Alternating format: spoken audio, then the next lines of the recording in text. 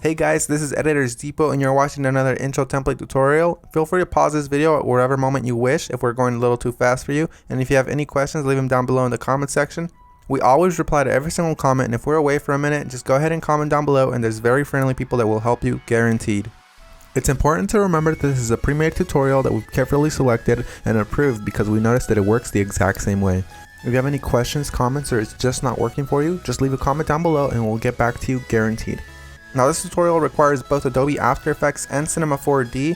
You will absolutely require them. If you do not have them, go ahead and visit EditorsDepot.com. We can do any template customization at very affordable prices. Just feel free to select the template you wish and check out with it and detail everything you want on the template.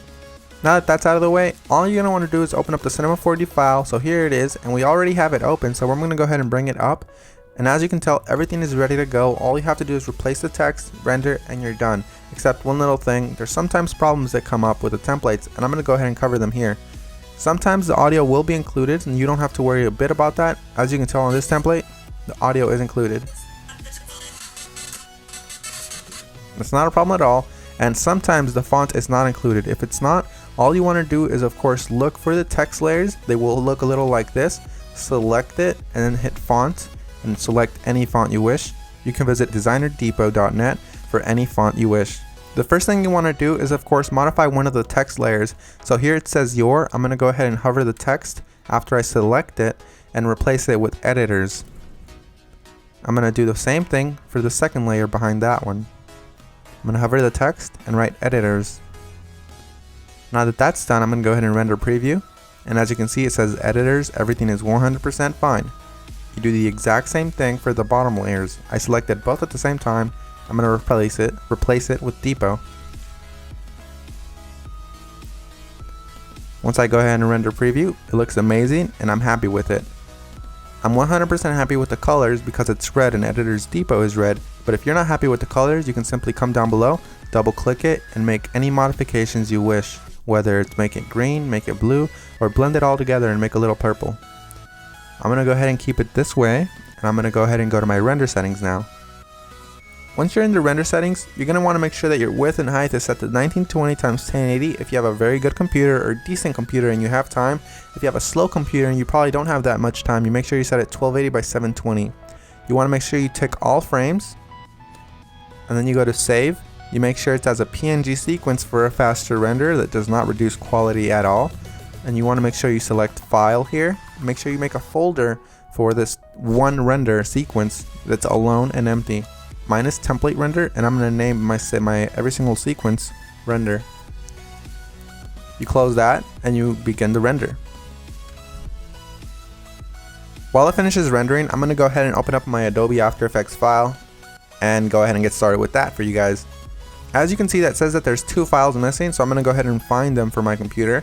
So I'm going to wait for it to load, and as you can see, it says here that the audio is missing. I'm going to go ahead and double click the file, and I'm going to find it for the computer. It should be included in the template, and if it's not included, we're sorry and we're going to do our best to try to help you, but if it's not, you can go ahead and include any audio you want. As you can see here, it's not included, so I'm going to go ahead and just drag in one of my copyright-free files that I have in my library. You can use the one that we're using for this tutorial.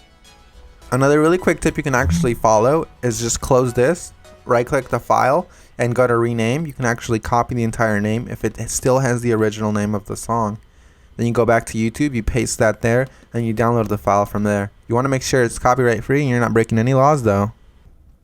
Once you've gone ahead and replaced your song, you're going to want to go ahead and replace the other thing that was missing, which is of course the PNG sequence. It might be a PNG file, .png, or it might be an MP4 file, or anything within those regards, like QuickTime for example. You're going to go ahead and double click it and replace it with your render sequence. I'm going to select the first frame, scroll all the way down just to be safe, and select the last frame. You want to make sure you do the same thing, all while holding shift, so it selects every single one.